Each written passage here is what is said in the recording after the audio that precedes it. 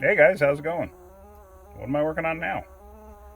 Well, I got one of my personal customers, Chevy Silverados. This is the same customer who gave me the one truck, the F-150 crew cab, and he's the same customer who I fixed the tapping type sound, which turned out to be an ignition wire that he was hearing on his Silverado. It's my first video that really took off, and it's from like a year and a half ago.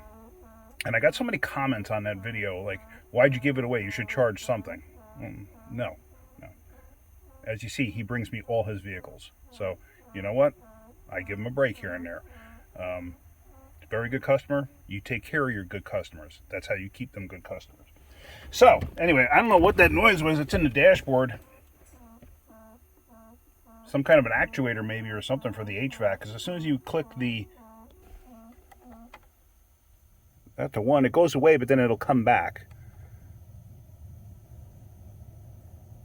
So I'm not quite sure what that is. But anyway, so his complaints are that he's got a check engine light.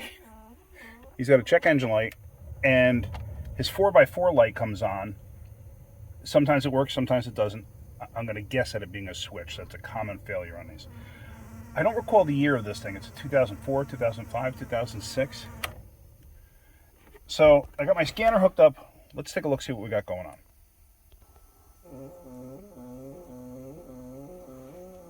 My gosh, be quiet.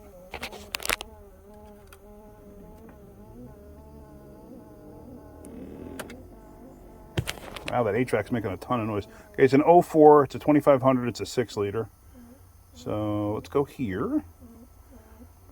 Okay, this thing will not do a code scan. So automatic transmission. That noise is irritating. Go to codes menu, display codes, all powertrain codes. Knock sensor 1 circuit short or low. Evap system leak large. Okay. PO327, I gotta look that up. That is probably the knock sensors underneath the intake manifold, if I had to venture a guess. Let's go back here a little bit.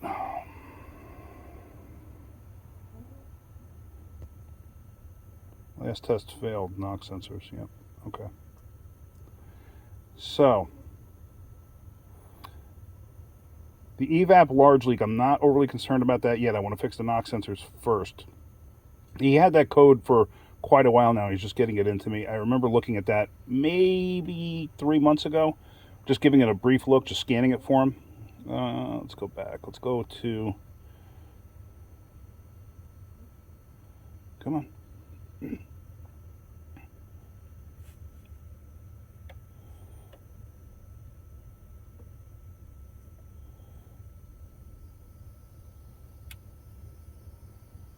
Transfer case.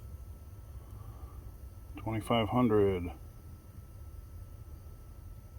Okay. And this has auto 4-wheel drive. Okay. Display codes. Current codes. No codes currently. History codes. Okay, that's interesting. I don't remember checking this before. I don't know. Loss of BCM vehicle. What does that say? Common replaced items. Let's just see what it gives me. I'm just curious. Hello.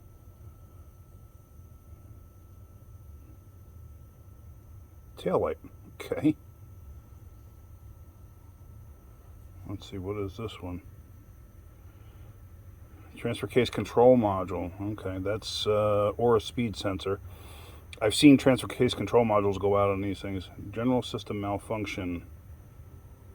Transfer case shift motor. So, I'm going to have to look these up. Because in all honesty, a major failure on these things is that switch in the dashboard. I've seen those things fail and cause some really weird other issues. But we're going to have to look into this and see if we can't figure out brake rotor. I don't know why brake rotor would come up in a general system malfunction, but whatever. Like I said, you don't go off of this. This is just kind of like something to wrap your head around and say, okay, that's a possibility. let me look there. That's all it's for. That's it. So let me start looking into this and see what I can figure out. The NOx sensors, I'm not sure if that's something that I'm going to do today. I may come in tomorrow to do that. But like I said, I got to look into it because I'm pretty sure that's the one that's under the intake on this. All right, so it turns out we're just going to do the NOx sensors on this, and probably the harness too. It depends on what it looks like underneath. I got a big bee flying around here. One thing I do on trucks like this is I pop the front wheels off. This way, the front of the truck comes down further because I'm doing it on a lift. Even if you did it in your driveway, take the front wheels off, let the front end come down. Trust me, it makes your life a whole heck of a lot easier. So now to start with this, what we got to do is we got to take the air snorkel off, and we got to take that engine cover off. I'm not going to walk you through every aspect of taking this apart, but I'm going to show you the highlights. Clamp there, usually a clamp here, or take the whole air cleaner lid off. Then we're going to take this off. There's an 8mm in there. Let's start getting this off. Now with those covers off, what you're going to do is you got to take these connectors off, like here for the throttle body. All the injectors have to come out. Sometimes these become a pain. I've had quite a few of these where they break apart in the process of taking them off. You know, these lock pieces, not a big deal. And then it's just a tab on there that you got to depress to get these off. A lot of times too, if you push down just slightly as you're doing that, it makes them come off a lot easier. Let's see, the purge solenoid here, you have to press in on it. Oops, I'm sorry. I didn't realize I was off of it. Press in on it slightly. Kind of hard to do it one-handed, but you get the gist of it. You got to push in on this collar to get it to move, and then pull up on it, and it'll come off. Then we got to worry about the fuel line. That should be the NOx sensor harness connector, I believe. I don't remember off the top of my head. Well, I think it might have been changed at one point in time too. All right, let's just start getting some of this apart. Now, one thing I'll do on a lot of these too is this thing, the throttle body has coolant hoses going to it. So a lot of times I'll unbolt the throttle body and just take it off. You got to get new intake gaskets anyway. May as well get a new throttle body gasket. Just take the throttle body, lay it forward. This way it's out of the way. This way you don't have to open the cooling system either. I mean, you can if you want. It's not a big deal. I just do it this way. You want to undo that top plastic plate there so you can get the harness out from underneath it. I usually take that 10mm nut off there. Yeah, so let's keep going. I did pull the studs out that held it in. I forgot that the bottom hose is actually tight enough to where you can't actually manipulate this far enough forward to get it out of the way. Let's see. This vapor hose here, this for the emissions, it tucks under the fuel line here. If I'm not mistaken, I should have enough room when I go to lift this up that I can tuck that under and slide the whole intake out this way, leaving this in place. I believe, I don't remember, because I can't get my hands back there to undo the clip. My hands are way too big. So, you got a bunch of 8mm holding this thing down. 1, 2, 3, 4. I think you have 5 on each side if I'm not mistaken. So let me get those out, and they're captured. They should stay with the intake. What I'm going to do too is I am going to actually take an air blower and I'm going to blow around the intake just to blow any dirt and debris off of this thing. Although this thing is pretty clean, I will give it that. So, and this thing's got 288,000 miles on it if I'm not mistaken. Oh, I got to undo the fuel line too. Almost forgot about that. Let me undo that real quick. Now I pulled that clip off that was retaining it. This thing, basically just lift the back of it and pull it forward, and it keeps it from, or it takes it off. Now inside there are little tabs that you have to push in. You're going to need a tool like this to release those clips. Basically, you just force it inward. Sometimes you got to push the line further in to the line, the hose part into the line itself. Be under pressure. I wasn't recording. I didn't even realize it. So, you got to get that line off. You need a tool like this to depress the locking tabs inside. Once you get the tabs depressed, you can take the line off. You got to be careful because there's going to be pressure in there. If you want, there is a Schrader valve on the other side. You can undo that, or you can go under the fuse box here, take the fuel pump relay out, crank it over until it dies before you do anything, and then go from there. What I'm going to do in this case is I'm just going to stick a rag over it and pull the line off. So there, just like that.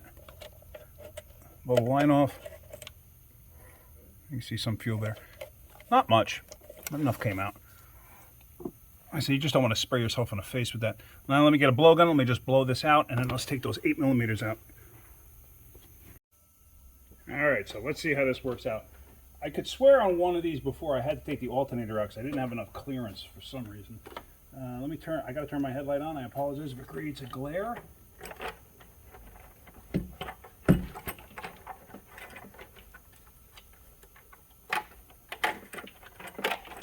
And that vapor line, like I said, you have to tuck it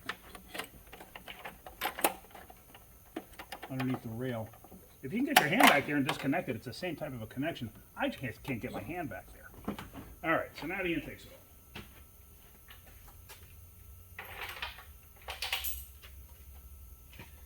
Not a terrible job. Okay. And there are your intake. Oh, see, somebody's actually been in here already and has done. See the silicone on it? Somebody has been in here and has done the TSB that was out many years ago. All right, let me start getting this stuff apart. I also got to stuff rags down the intake and blow this thing off some more.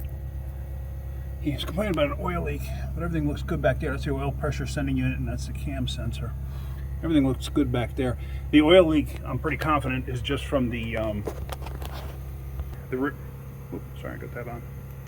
It's from the rear main seal plate. See that, Tim? Thank you. It's from the rear main seal plate. We're not going to bother with that. It's just too labor intensive for what he needs to truck for. So we're going to forego that. So let me clean this up and let me see if I can't start getting those things out. So there we go. I lifted up the covers. You can see the problem was they would get water inside here, and they would fill up with water and rot the knock sensors out. So now we have to get the knock sensors off of there. Let me just see. I don't recall this type of connector. Usually these are squeeze type. You got to squeeze those two. See those two flats on each side? You got to squeeze those. So let me grab those with like a pair of my circular pliers and see if it'll remove it. Because you squeeze it and it releases locking tabs. Let me just see. All right, let's see if we can do this and you watch at the same time. I'm going to use those pliers like this. Just like I said, it's been so darn long, I just don't recall.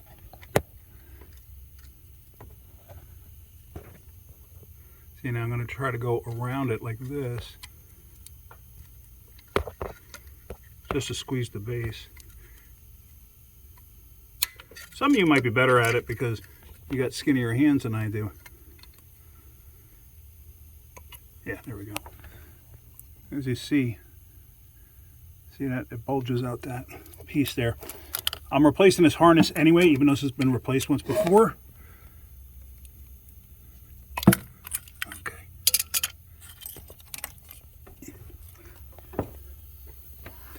Okay, I should just ohm it out just to make sure, because this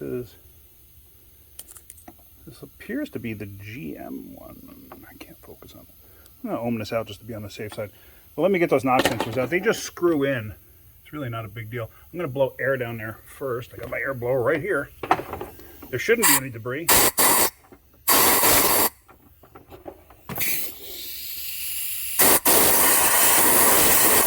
That one has some. That one actually looks, if you see, it's kind of discolored. So either it had water in it from once before or it got water in it now. It could have gotten water in it now. Jeez, I hope it doesn't break, because that would really make for a nightmare. All right, let's get them out. So down inside the hole in there, I have a 7/8 semi-deep 3/8 drive. Okay, that broke free. Ah, okay, that broke free.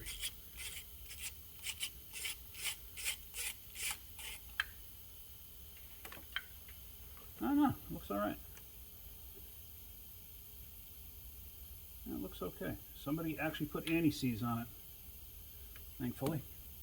Sorry. Stay there. Sorry if this light is in your way. Oh, wait, did I even have it on? Oh, yeah.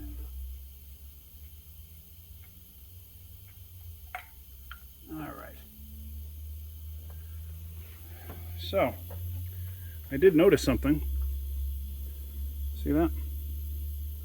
So I'm wondering, I mean, that's just like a seal or something. I'm just wondering if water possibly, oops, sorry. I'm wondering if water possibly got in it. See, now that's assembly in Mexico. So this one is probably an original. They're different. Both of them are different. So, all right. Let me ohm out the wiring harness. All right, so all I'm really doing here is I got my meter here. I know you're not going to be able to read it. I'm just trying to do this one-handed. I'm just sticking one end down inside here. I'm taking the other end and I'm going to the terminals inside, and it tests out good. Okay. I wonder if I can put this in a way that you can actually see that. So like I said, all I'm doing is just checking the continuity of the wire. Make sure it's, yeah, see that one's good, that one circuit. Now let me go to the other one. I know you can't see what I'm actually doing here. But like I said, I am just going into the connector like this on one end and into the connector like this on the other end. Yeah, they're both the same. All right, so this harness is actually good. So I don't have to replace this harness. I can save them a couple of bucks on that. And in case you're wondering, this hood, this is my truck. So don't worry about me putting stuff on the customer's hood. I would never do that. Last and finally, let me shut my light off. When you have those out, even though I blew around it before, blow around it again. See, that one's got some junk in it. So it's not too much concern, but just blow them out just so you don't have junk stuck inside like that. See that?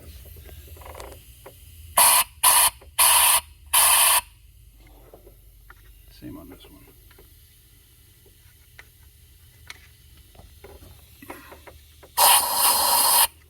See, this one did have stuff in it. So did it get water in it?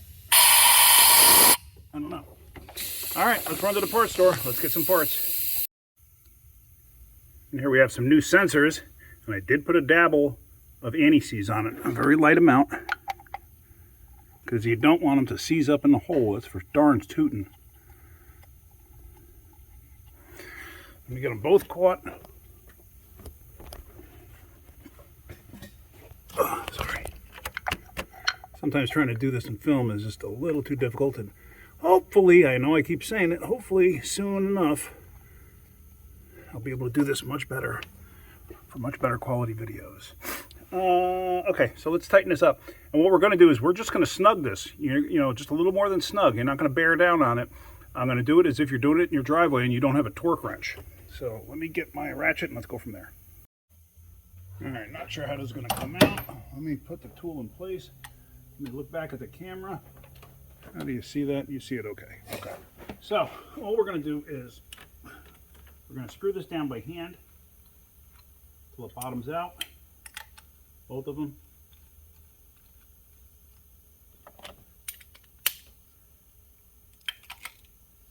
And then we're going to go snug. That's it. I can go tighter. I'm not going to. Remember, you're not sealing anything either. It's just screwed in place. And that's it. That's as far as we're going with that. So now we can install the original harness. What I want to do is I'm just going to wipe these things off because we've got to put some silicone on these and stick them back in place. All right, so I did inspect also, just so you know, I inspected both ends of this harness to make sure that everything was kosher. There was no issues in regards to possible corrosion or anything like that. Sorry if my light is creating a glare. I don't have a choice at this point in time. Just going to wipe these out as best I can. We're going to plug them in. You should hear it snap. Snap, snap. Snap, snap. I'm taking some black silicone. I don't know if you can see this. I'll show you in a second, in case you can't. I'll do it to this one first, and then I'll show you on the second one. But I'm putting silicone all the way around the edge, and the only reason for this is just to help prevent water from possibly getting in there. That's all it's for. Snap that down in place, and then you could put a little to the outside too, just to be on the safe side. And the final water barrier. And if I'm not mistaken, that's what the TSB actually originally called for too, is to do this. It doesn't have to be a Picasso either, because this is completely hidden, and it's more about function than looks. Alright, so that one's done. So let me start this one, and then I'll see if I can't move the camera into an angle where you can actually see it. See what I'm doing. Alright. Let's pause this a second. Alright, let's see if I can't set this up somehow so I can watch what I'm doing.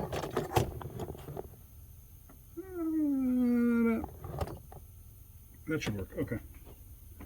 So I got silicone on the edge of this. Get that out of the way. And I'm putting silicone, I'm basically smearing it all the way around. So this way, when I push this down into the hole, like I said, I don't know if you can see that. When I push this down in the hole, hold the wire while you're doing it. Push it down into the hole. And I don't know if you can see that. Some of it's smushed up. You're just going to basically add to it. And like I said, it's function. It's not looks or anything like that, because you can't see this anyway. And then also, which I didn't do on the back one yet, put a little bit around the wire to prevent possible water coolant, anything liquid basically, from getting through this, because that is the issue, is liquid getting through and into the knock sensor. All right, so that's pretty much it. So now just make sure your harness is up and out of the way in the back when you put the intake on, and it's pretty much like I always say, reverse procedure to install. So what I'm going to do is, if I run into anything special, anything out of the ordinary, anything that I think you should see, I will point that out. Try to turn this light off.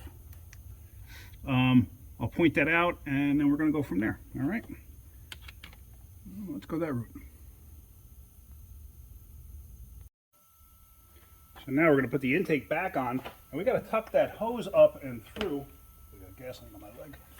We got to tuck this vapor hose up and through as we go on. The gaskets are in place. I actually take the intake bolts out, the captured intake bolts out, because I find that they get hung up when I go to put it in place. Sometimes they get hung up in the intake runners or whatever, but this way it allows the intake to slide in place. One nice thing about a 6-liter, because this is a 6-liter, is it doesn't have the vacuum hose for the brake booster, because sometimes that can be a little bit of a pain to deal with. So let's get this down and in place.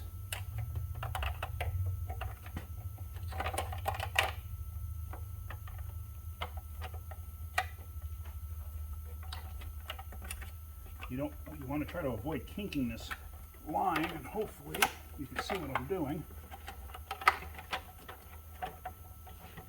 And get it down and in place. Now the gaskets themselves actually have a nub that sticks out that catches the bolt holes for the intake. So now with that like that,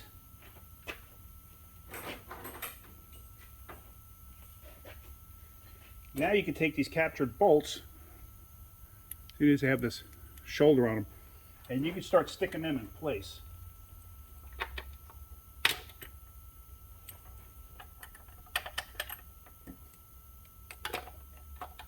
So, like I said, I'm not going to walk you through this entire thing. Plus, it's hot as all get out in the shop, and every time I start filming, I have to turn the fan off. So, let me go about putting all these bolts in, getting them caught, and then we're going to tighten everything up, and we're going to get this whole thing done. Now, the one thing I didn't mention was, while you're putting stuff like that on, make sure you're keeping track of that harness that goes underneath the intake, because you don't want to pinch it somewhere underneath there and all of a sudden get everything together and be like, oh, where the heck's the harness? Because it's underneath the intake. So just something to keep in mind. Now, one other thing, I don't know if I mentioned it before, but I zip tied the harness up and over that way so it was out of my way, because otherwise it's laying directly on top of the intake. And as you can see, everything's going back together smooth, no issues, everything's plugged in. Now all I gotta do is put the snorkel back on it, put the cover back on it, and I think that's it. And then we just gotta clear codes. So, all right, let's get it done.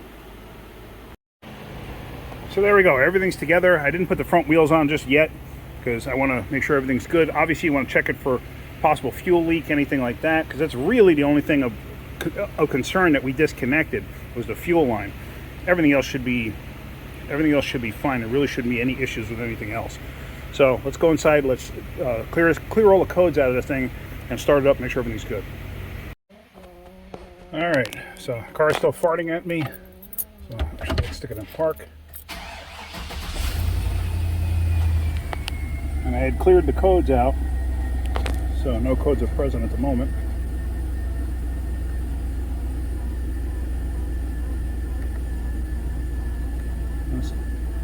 Okay, that's good. Usually knock sensor codes will set themselves almost immediately if there's a problem. Now let's just go underneath the hood and check. Alright, so here we go, we're looking, no fuel leak, everything's looking good. I do hear what sounds like a vacuum leak, but I could be wrong. The only thing it's got is the... Oh, the PCV is leaking, you hear it?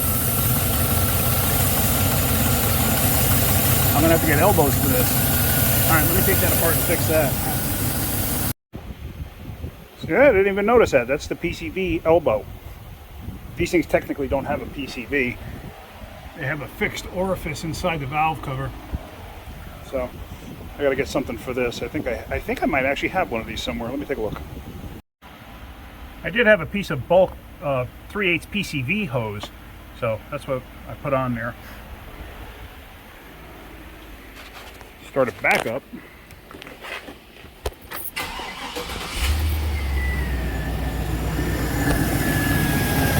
Yeah, perfect. All right, so I'm good with that. Let's put that cover back on and let's put the wheels on. Let's go for a quick road test. So I just got back from a road test. Everything seems fine. It's running good. No codes reset. So I think we're going to be okay with this. I'm pretty confident that one knock sensor got some type of water intrusion or whatever, and it messed it up, especially with that seal that was popped up out of it. You know, something happened internally. So I'm confident it's going to fix it. But yeah, I mean, after the road test, I got no codes present, no pending codes, no nothing. So I think we're going to be all good. As far as the transfer case, that hasn't set anything yet either. So I got to see how far he wants me to go on that to try to figure out what's going on. But so we're going to leave this one at this. All right. So I hope you're getting something out of my videos. If you are, hit that like button. If you could, please subscribe. All right, guys, have a great day. Keep wrenching.